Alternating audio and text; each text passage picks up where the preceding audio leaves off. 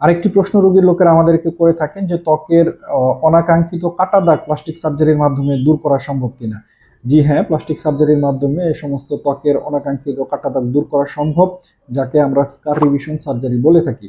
এ ধরনের সার্জারিতে আমরা পূর্বের যে স্কার রয়েছে সেটি কেটে ফেলে দিয়ে কাটা স্থান এমনভাবে রিপেয়ার করে দেই যাতে নবসৃষ্ট স্কার অন্যের নিকট সহজে ভিজিবল না হয়। অধিকাংশ ক্ষেত্রেই আমরা আমাদের দেহের যে ন্যাচারাল ক্রিজ লাইন রয়েছে সেই সমস্ত ক্রিজ লাইনে স্কারটিকে ফেলার চেষ্টা করি এবং অপারেশন পরবর্তী সময়ে বিভিন্ন ধরনের অ্যান্টি স্কার জেল বা অয়েন্টমেন্ট ব্যবহার করতে বলি। পাশাপাশি রোগীকে এটাও মনে রাখতে হবে যে একটি স্কার আলটিমেটলি কি অবস্থায় আসবে এটির জন্য 1.5 বছর পর্যন্ত সময়ের প্রয়োজন হতে পারে।